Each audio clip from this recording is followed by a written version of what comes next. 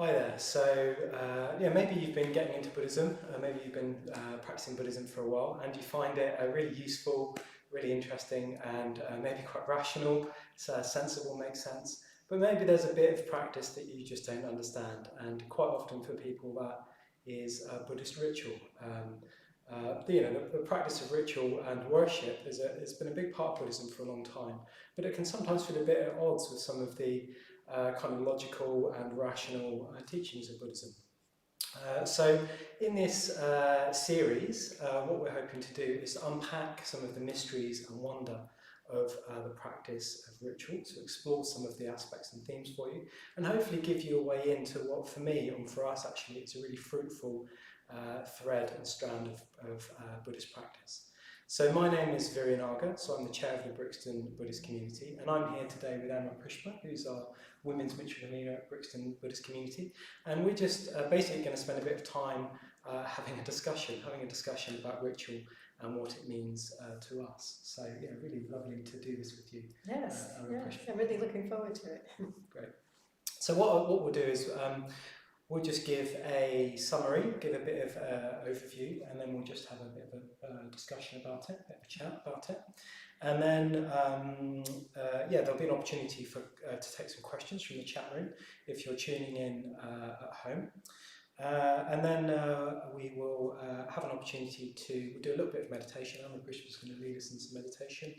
And then there'll be a short ritual at the end, which you're very welcome to join in with if you want to. So that's roughly going to be the arc of the stream tonight. But yeah, obviously do feel free to participate in as much or as little as you like. But right off the bat, we're going to tackle this question of why ritual? Why do ritual?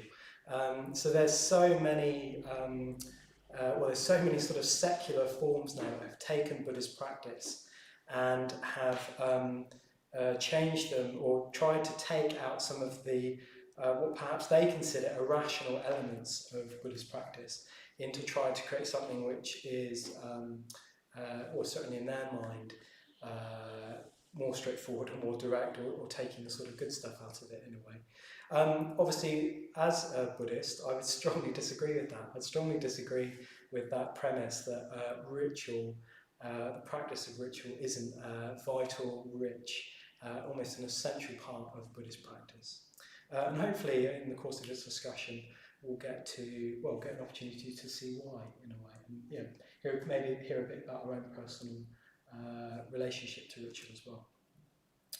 So I looked up ritual. I mean, I'm sure there's plenty of descriptions out there. I know Amarapuspa's got a description to bring in later as well.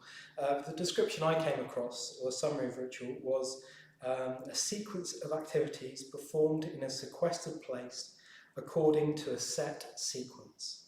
So this gives a very broad kind of take on ritual. That's basically it encompasses probably everything we do. So the sort of singing of happy birthday to our friends that are becoming they're growing older, even probably to our bathroom routines. How the order that we brush our teeth, and so on in the morning. Interestingly, also, when I was Googling ritual, one of the top hits on there was actually a body and bathroom cosmetics company. So it sort of feels in a certain way kind of appropriate if it means this sort of sequence of activities that we partake in a regular way. But of course, what we're talking about here is a particular form of ritual. It's spiritual or Buddhist ritual, not just any sort of ritual. Although there are actually some parallels that maybe I'll talk about later. But particularly the purpose of ritual, I'm sure there are several purposes to ritual in Buddhism, but particularly, in my opinion, it's there to kind of evoke a sense of meaning, evoke a sense of something deeper. So we are, we like to think of ourselves as kind of people that have got discernment, intelligence, can think their way through things. But of course, although that's probably true, we're also really heart-led. Humans are led by the heart and not just by the head. So, ritual is often talked about as a way of engaging the heart, engaging the emotions, and it does usually follow, in Buddhist context at least, it does usually follow a set sequence, a series of events. But within those, there's lots of different opportunities to engage different emotional parts of ourselves, to bring that emotional, that emotional weight, emotional bearing. So, and I think in a certain way, if we're talking about kind of intellectual forms of Buddhism, or even secular Buddhism, I think often a lot of it is, a lot of that emotional component is missing. A lot of that emotional component is a bit thin. You know, maintaining a steady practice over a number of days, weeks, years, or months is, it can be a little bit of a challenge. So if we only have a sort of intellectual kind of approach to it, it's very hard to sustain that. We need our emotional weight to sustain that. So instead of going on and on and on, what I might do now is bring in Amarapuspa, and what we're going to do is just sort of see where this discussion goes for us, in a way. So do you have the same take on ritual, Amarapuspa? Yeah, I'm quite interested in that definition of a sequence, but also the value of something that helps us engage our emotions. And I think, the Buddhist path, or any spiritual path, is a path of transformation. And I think ritual is just so valuable in helping us transcend the small self, the self that thinks it has all the answers and can do it, gain enlightenment all by this, small individual self. And it helps, for me personally, do what our teacher Bhante Sangharakshita says, is helping us open to what's ultimate in us, that resonates with what's ultimate in the universe. And so there's that aspect of ritual. I was just thinking too that ritual generally is a basic human need. I think most humans anywhere in the world wouldn't think of burying a loved one without some kind of ritual or something that gives the event more meaning. And usually it's with a set sequence. And I was thinking that, yes, there's a lot of repetition in ritual, and it's kind of a paradox, because sometimes we can zone out when things are repeated.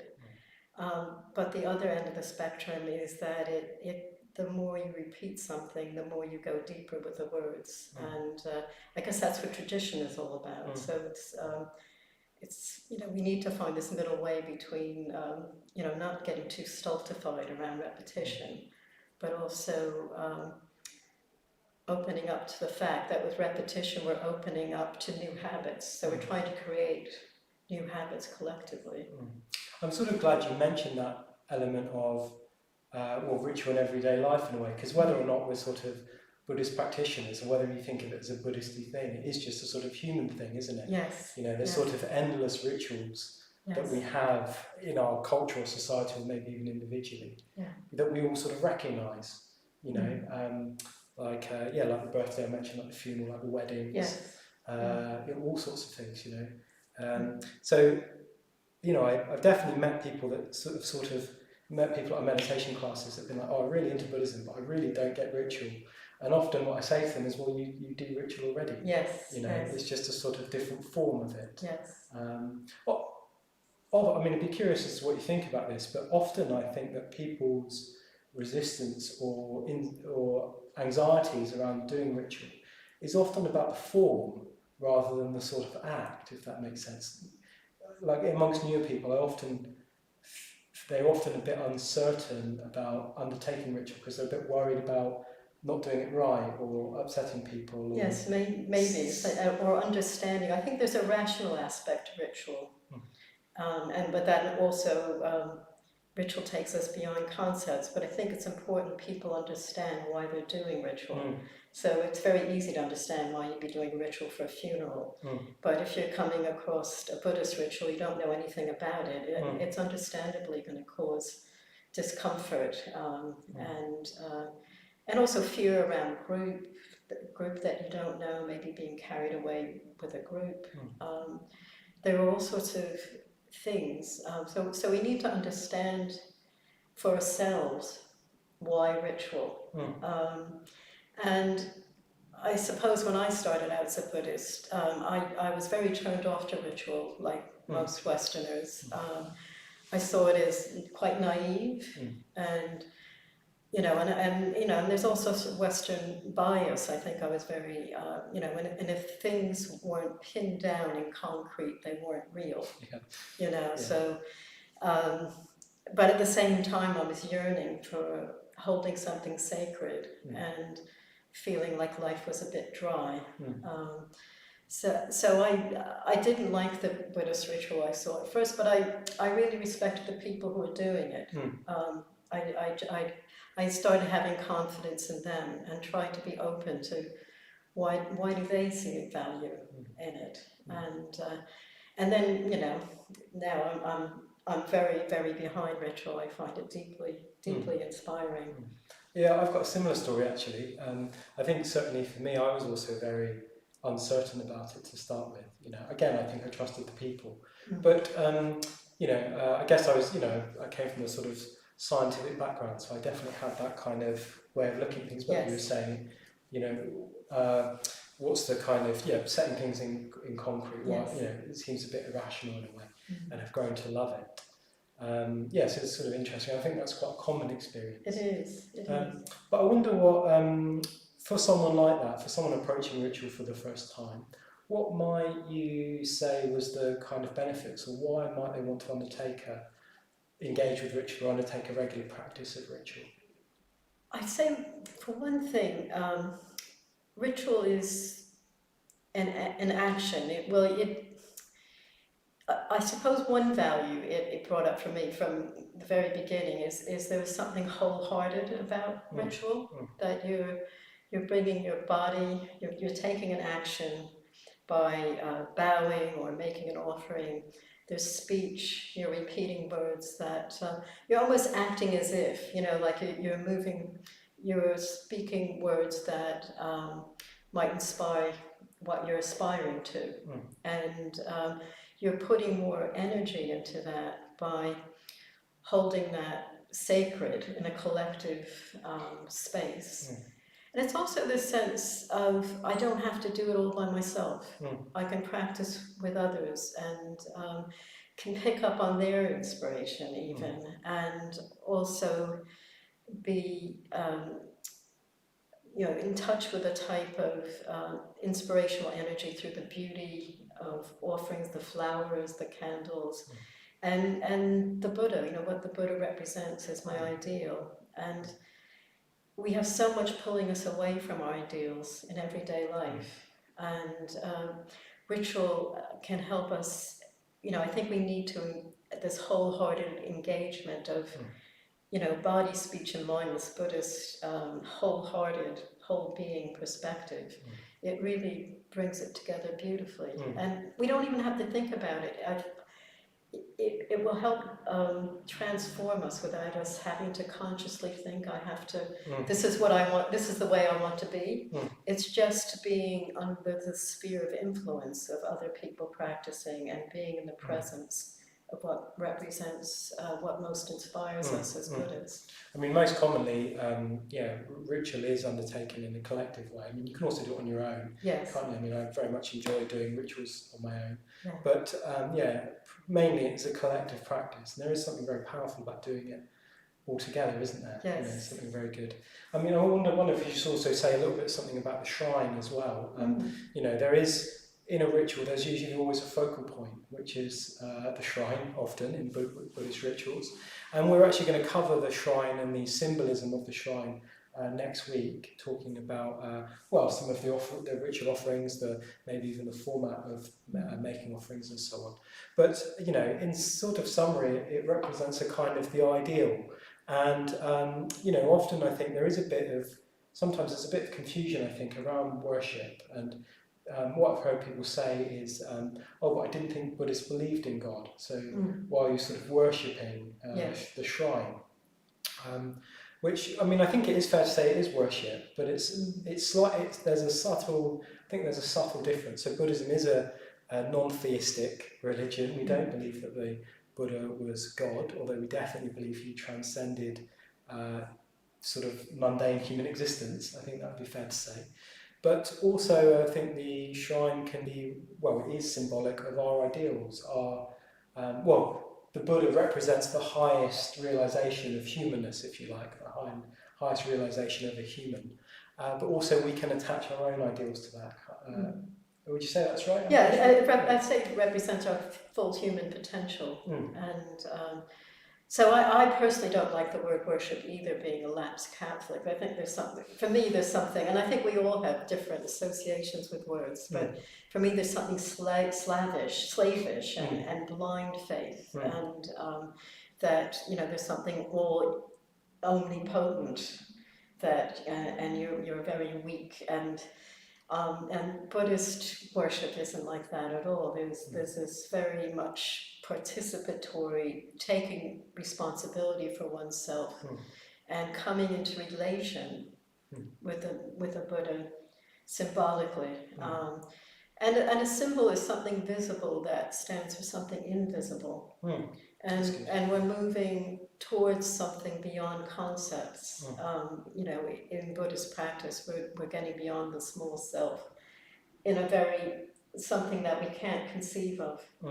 But we need these symbols as intermediaries, and make an energetic connection with them, and bring our bodies, our speech, our mind. You know, that has quite a transformative effect. As I said, without worrying about it, without thinking about it, you just turn up. You know, sometimes when I'm resistant to pujas, which I can be, I just think, I just have to turn up. I don't have to do anything. I could just sit there, let it all wash over me, and I can't remember when it hasn't had a positive effect. Just being around, you know, all the aspects of it, and it's not rational. You know, that's the thing. Could I read my quote? Yeah. Could I just give a little response, and then we'll go on to that quote, which I think is very good. I just wanted to say, sometimes it feels to me as though it's a bit like an imaginative practice. Because often the rituals we do in the true active Buddhist community are in English. Predominantly, there's some other Sanskrit, which we'll talk about at a later date. But you know, they're basically quite evocative, almost poetic phrases, aren't they? And you know, I also like sometimes just sitting there and letting it wash over me, much like a poem. But other times, one can take a more kind of active role and actually kind of visualize or image the words, and almost sort of imagine yourself in that place. And I think a lot of that is a bit like, you know, we're quite well exercised at that, because of course when we you know, go to the theatre or watch a movie or read a book, we're trying to imagine that sort of framework, can't we? Imagine the context, and you know, that can, God, I mean, a really good book, a really good novel, or a really good film can really stir up our emotions, can't they? So I think it's just the same in ritual, in puja, that you know, we just want to try and stir up those emotions with that imaginative kind of faculty. It doesn't have to be taken sort of literally. You know, doesn't mean that just because you're sort of chanting along or doing the words you're a Buddhist, and you know, you lose all of your sort of free will and initiative or something. You know, but you're just trying to put yourself in an imaginative realm where, well, like you say, sort of slightly transcendent things can happen or emerge. You know, you might have a glimmer of insight, you might have an image come to mind, you might experience yourself in a different way. So sort of opening the door to that realm, isn't it? Yes, it is. But at the same time, I think, you know, I hear people say, I went to a puja, did nothing for me or something. And the thing is, it is a two-way street. You know, I think I used to kind of just wait for something to happen. And, you know, the deeper I went to practice, I realized, I can bring something to this. I can make an effort and bring my imagination to it. And we're using our imagination all the time in very unhelpful ways, imagining conversations we're going to have, you know, imagining what we're going to do in 5 years, all sorts of things that have nothing to do with the present. We could imagine ourselves as more enlightened beings, for example, and act as if, open ourselves up to what deeply inspires us. I mean, I don't know if this is too much of a mundane kind of image, but I sort of think of it a bit like swimming. You can't sort of sit on the sidelines and decide whether you like swimming or not. Yes. You've got to just sort of jump in and see, and swim around a bit and see if it works. I'm sort of reminded of a friend of mine who she was on. This is Daisy, who she was on retreat with us, and she was asking me about puja or similar. I was giving a little talk like this or something, and I think it says something along the lines where you've got to sort of fake it till you make it. You've got to sort of give it a go and see if it moves you. Or at least be open to the possibility of it moving you. Yes. If you sit down and say before it's even started, you sort of write it off. It's never gonna. Yes. It's become a self-fulfilling prophecy in a way. But I think it's really worth giving it a go. At least give it a good go, and it's definitely not compulsory in Buddhist practice. You don't have to do ritual, and there's plenty of practitioners that don't. But I've come to think of it as a really beneficial practice and really helpful practice for me. So it's well worth giving a go. Just in Ray, what you were saying about giving it a go, I just think we always stress this, but it's easy to forget. It's just important that people don't do anything they don't feel comfortable doing when they come to a ritual, because that can happen with rituals. That's why people get worried they're not doing the right form. People want to fit in, but there's like an ownership for our own mental states and what would be beneficial for us, and may not necessarily be forcing oneself to do an offering. You could try it as an experiment, but that's a really important part of that as well. That's right, and maybe I'll just add another perspective to that, is if you are in a Buddhist group and you have newer people there, you're just pleased that they want to sit there. Yes, I mean, even if they just sit there, or they say a little bit, or they engage a little bit, or they make an offering, I'm just delighted that people are sort of giving it a go, and I've never had any expectation on them to conform or do the same thing that everyone else is doing. Yes. So actually, if you come to any of our pujas, you're very welcome to do as much or as little as you like. Anyway, I keep stopping you from. That's all right. I keep thinking of new things too. So this is from the German psychologist Erich Fromm, and he says it's a shared action, expressive of common striving, rooted in common values, and I quite like that whole thing about it being a shared action, so that the action aspect. And for Buddhists, we go for refuge. That's a central act of being a Buddhist, and that, so our actions are very important. And this common striving is we're all aspiring to move towards the higher aspects of ourselves. So that I find helpful. But I think he also was instrumental in ritual having a bad name, because he described compulsive behavior as irrational ritual, and then rational. So I think it's part of the bias against ritual. It's interesting, that idea of irrational ritual, isn't it? Because I guess it very much relies on the perceiver, irrational and whose. Yes. From whose perspective, in a way. That's right. I'm sure Buddhist ritual looks rather irrational as well, but for the people doing it, that having an emotional or spiritual experience, it feels entirely rational. Yes, it becomes. But I think it comes back to understanding why, and that takes time. You're not going to understand, going into a completely unknown religion in a culture that's not Buddhist, first of all. So it's quite an alien thing.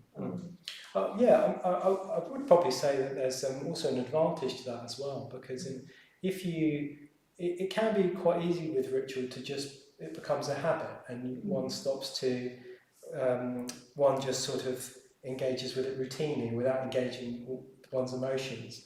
And if you're brought up with a ritual, like if we were brought up in the East, for instance, in a Buddhist country, we probably would have been doing these rituals since we were Yes. yay high, Yes. you know. And I think there's because we haven't come through that upbringing or that culture. I think there is, it does create a barrier, but also it does create an opportunity because we have to sort of choose to engage with it. Yes. I mean, we have to find a way through. Rather than impose. That's right, yeah. And so I think there is a real point. Opportunity there. I just noticed we did have a question in the chat room from Stephen who said, have the order members always had a strong connection with puja, or was it a progressive experience? And I think we've talked a bit about that. Yeah, I think definitely progressive. Yeah, that's right. And I think like you do have to work at it, don't you? I think, or I certainly have to work at it. Yes. I'm sure there are people out there that it just sort of comes naturally to. That's right, that's right. But I definitely had to work at it. Yeah. I mean, just like any practice in a way, meditation practice, the practice of sangha and friendship, yes. it all requires effort, doesn't it? But yeah, you can really feel the fruit of it once you engage with it. Definitely.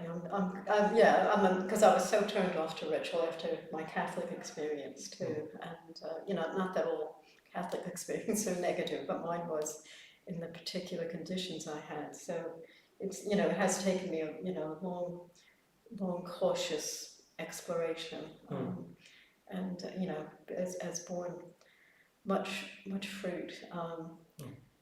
And talking about the shrine, I just think that the beauty aspect of it is very, that connects me with, I love buying flowers en route to a puja, like coming here tonight and then arranging them, and the sense of, I guess, the higher value, our higher values of what's beautiful for us. So I guess we'll talk about offering on another. But that's next week. Yeah. But that's you can even make an inner offering. It doesn't have to be outer. So that's a good one. I just wanted to read one. Would we have time for me to just read a short poem? Yeah, of course. Yeah. So it might be a good point to wrap up. Yeah, I just wanted to because I think this poem of our teacher Sangarachana really, I think, very pithily sums up this. I guess this Western bias against the sacredness, sense of wonder, the imagination.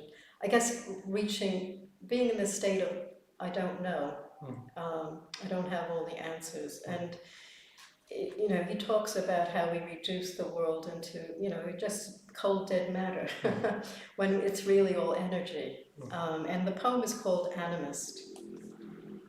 He says, "I feel like going on my knees to this old mountain and these trees. 3,000 or 4,000 years ago, I could have worshipped them, I know. But if we did so in this age, if I did so in this age, they'd lock me in a padded cage. We've made the world look mean and small and lost the wonder of it all." So it's that last two lines about, losing the wonder of it all. I think, I guess, is one of the reasons I've moved back towards ritual. I could see that connection. I think, speaking personally, I want to live in a reality that has a bit of magic in it, a bit of mystery. That's right. That's right, and it really definitely does that.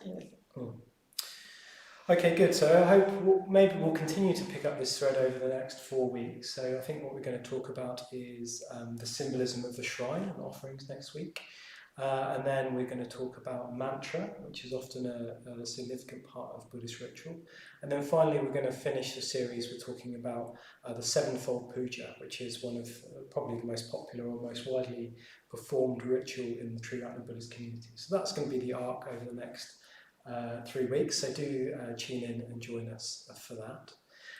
So there's an opportunity for questions as well, so I have a few minutes for those if there's any more questions. So do either say hi in the chat room or put your comments in the chat box, and we'll get to them before the end of the stream tonight.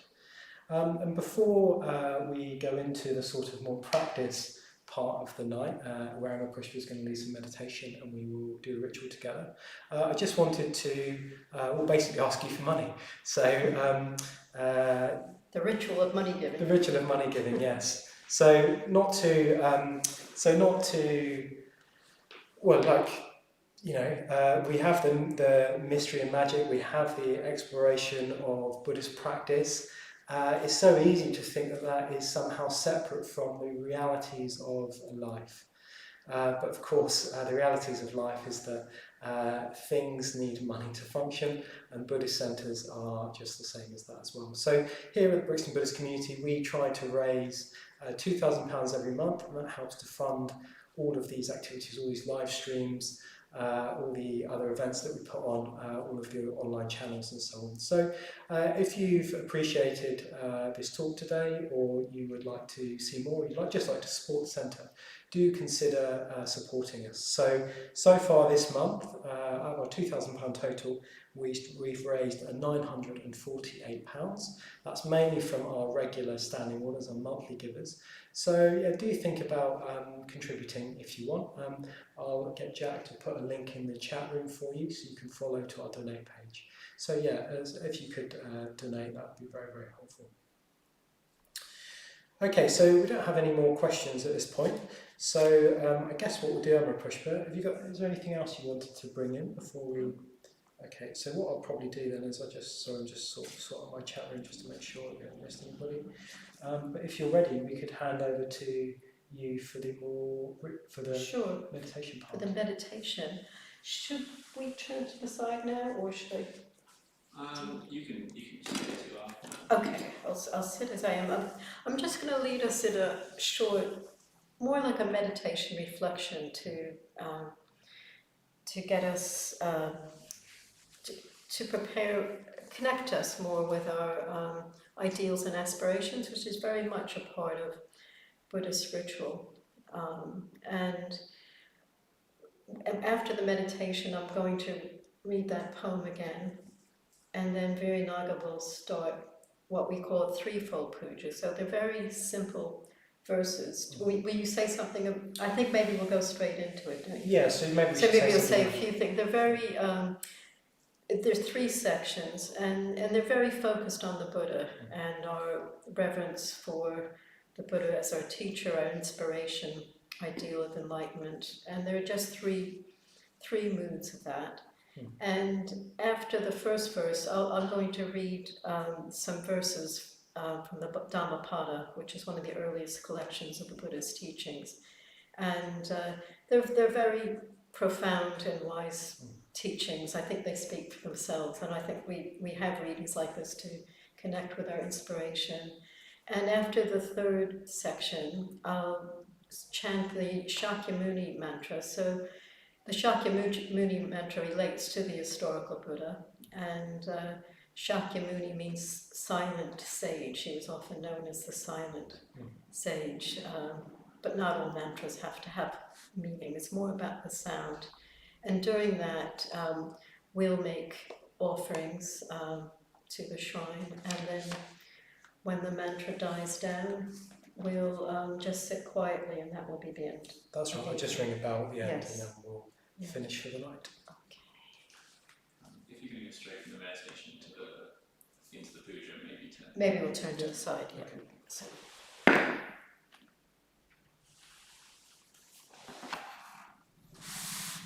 A bit rearranging, just bear with us. Sliding mats. I mean, there is a sort of relevance here in that it is worth, that quote that I started with about being sequestered, it is worth creating a sort of ritual space, isn't it? Yes, that's right. A special space that one can turn towards the ideals. Yes. I feel well sequestered here after space, where it's just the 2 of us and Jack on media, and we're surrounded by Herne Hill and Brixton. It feels like we're in a very different, quite magical space.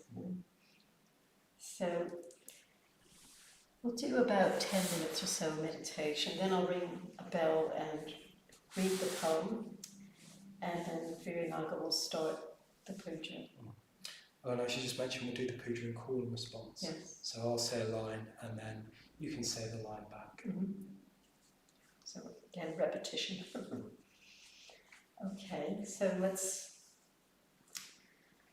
settle into a comfortable seated position.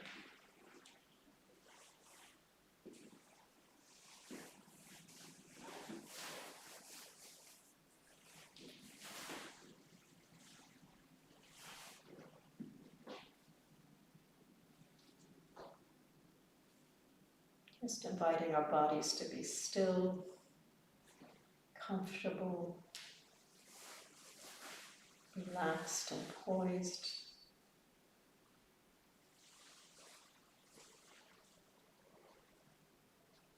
And connecting with the ground through our feet, legs, and sitting bones.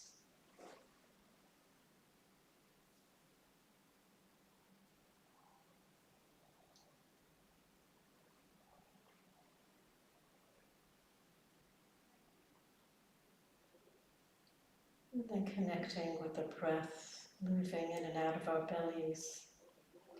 And we'll take a few deep breaths. And on the out breath, imagining we're letting go our weight, letting go any tensions into that ground, into the support of the earth.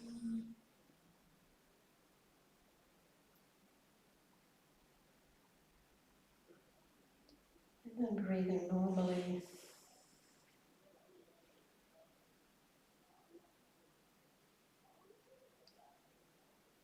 Where more and more parts of our body being affected by the breath.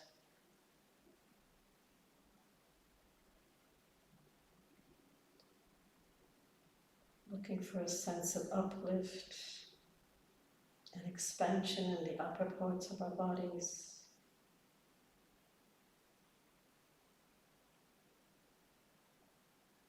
Getting a sense of the contraction and expansion of the breath in the chest area.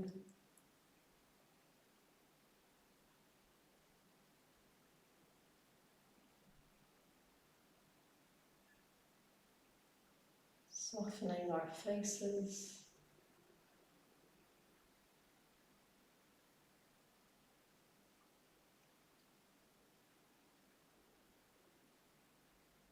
Bringing attention to the breath, moving in and out of the nostril area, mouth area.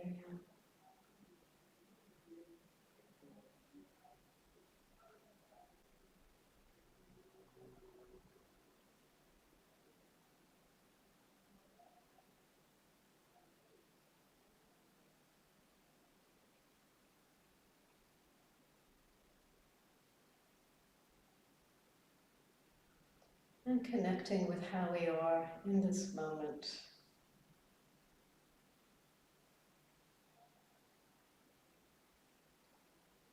Bringing kindly, friendly awareness to however we are.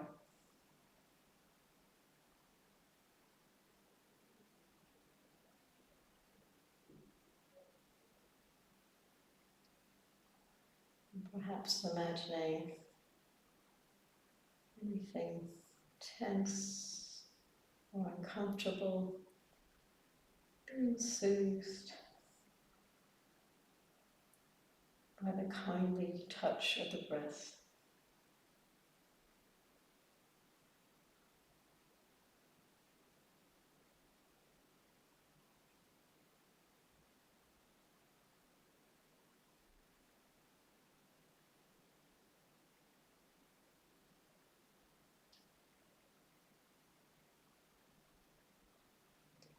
And as we're sitting here, we're becoming more and more still,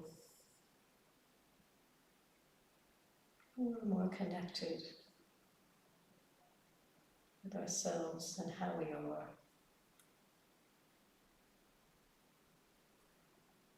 More and more settled.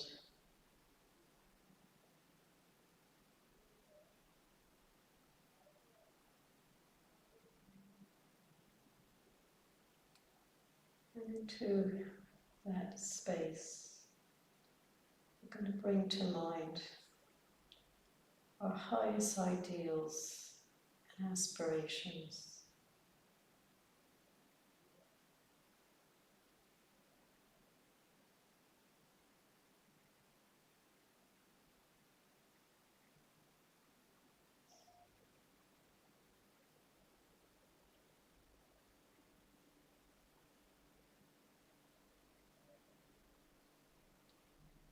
Perhaps noticing if we have any response to those,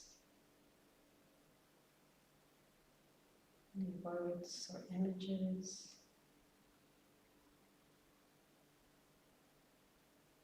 Or just don't know.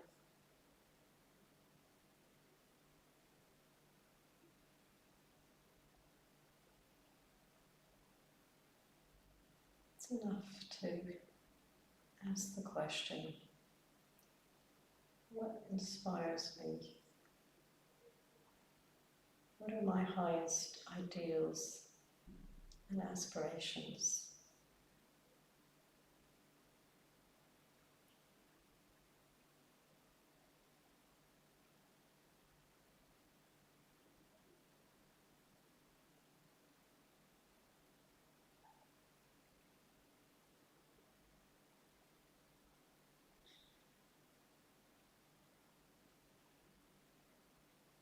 And we'll just sit here a few more minutes.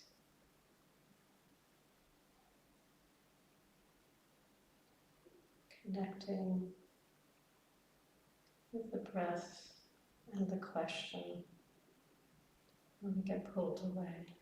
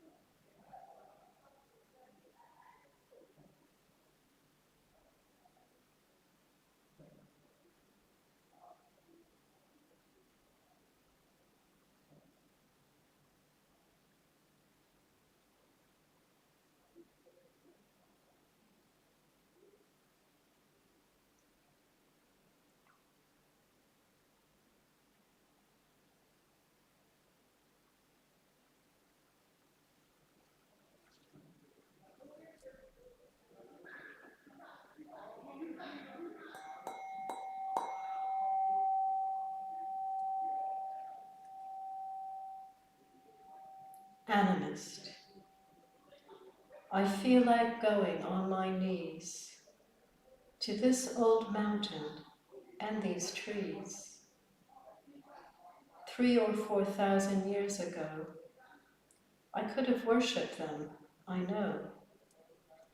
But if he did so in this age, they'd lock him in a padded cage. We've made the world look mean and small, and lost the wonder of it all.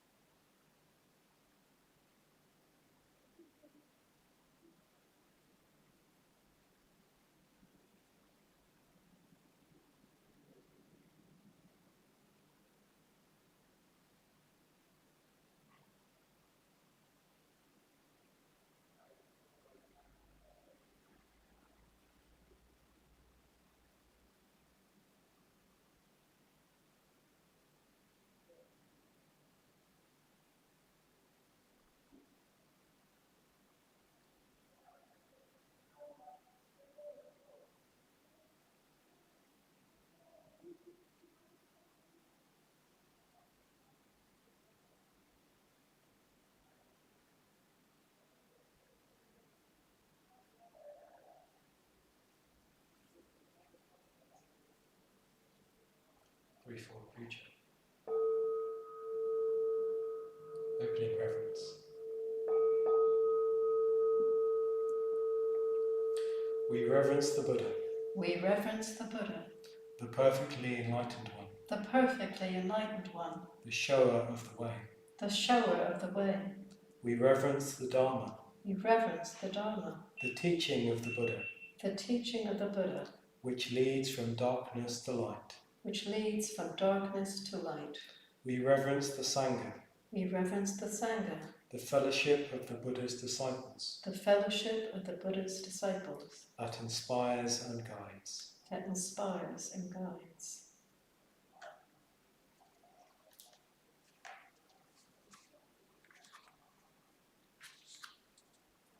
A reading from the Dhammapada. Experiences are preceded by mind, led by mind, and produced by mind. If one speaks or acts with an impure mind, suffering follows, even as the cartwheel follows the hoof of the ox, drawing the cart. Experiences are preceded by mind, led by mind, and produced by mind. If one speaks or acts with a pure mind, happiness follows, like a shadow that never departs. Those who entertain such thoughts as, he abused me, he beat me, he conquered me, he robbed me, will not still their hatred. Those who do not entertain such thoughts as, he abused me, he beat me, he conquered me, he robbed me, will still their hatred. Not by hatred are hatreds ever pacified here in this world. They are pacified by love. This is the eternal law.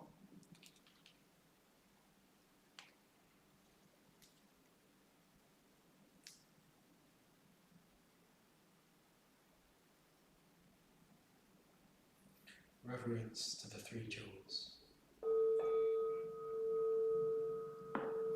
We reverence the Buddha We reverence the Buddha and aspire to follow him.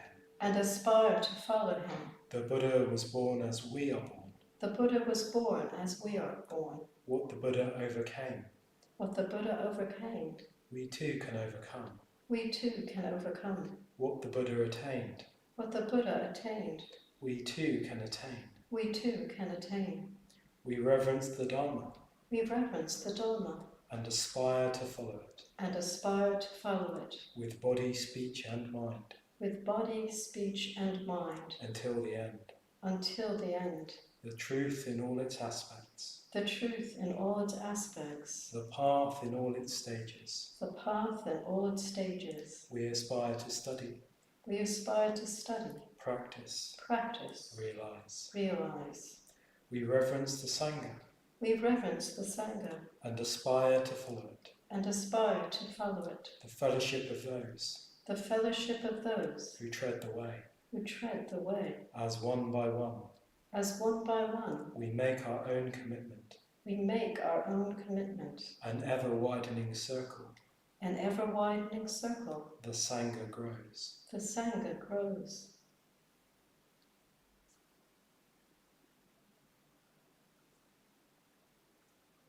Offerings to the Buddha. Reverencing the Buddha, Reverencing the Buddha, we offer flowers. we offer flowers. Flowers that today are fresh and sweetly blooming. Flowers that today are fresh and sweetly blooming. Flowers that tomorrow Flowers that tomorrow are faded and fallen. are faded and fallen. Our bodies too, Our bodies too, like flowers, like flowers, will pass away. will pass away. Reverencing the Buddha, Reverencing the Buddha, we offer candles we offer candles. to him who is the light. To him who is the light, We offer light we offer light from his greater lamp from his greater lamp A lesser lamp we light within us. A lesser lamp we light within us. The lamp of Bodhi. The lamp of Bodhi. Shining within our hearts. Shining within our hearts. Reverencing the Buddha. Reverencing the Buddha. We offer incense. We offer incense. Incense whose fragrance pervades the air. Incense whose fragrance pervades the air. The fragrance of the perfect life. The fragrance of the perfect life. Sweeter than incense. Sweeter than incense. Spreads in all directions. Spreads in all directions. Throughout the world. Throughout the world. Om Muni Muni Mahamuni Shakyamuni Swaha. Om Muni Muni Mahamuni Shakyamuni Swaha. Om Muni Muni Mahamuni Shakyamuni Swaha. Om Muni Muni Mahamuni Shakyamuni Swaha. Om Muni Muni Mahamuni Shakyamuni Swaha. Om Muni Muni Mahamuni Shakyamuni Swaha. Om Muni Muni Mahamuni Shakyamuni Swaha. Om Muni Muni Mahamuni Shakyamuni Swaha. Om Muni Muni Mahamuni Shakyamuni Swaha. Om Muni Muni Mahamuni Shakyamuni Swaha. Om Muni Muni Mahamuni Shakyamuni Swaha. Om Muni Muni Mahamuni Shakyamuni Swaha. Om Muni Muni Mahamuni Shakyamuni Swaha. Om Muni Muni Mahamuni Shakyamuni Swaha. Om Muni Muni Mahamuni Shakyamuni Swaha. Om Muni Muni Mahamuni Shakyamuni Swaha. Om Muni Muni Mahamuni Shakyamuni Swaha.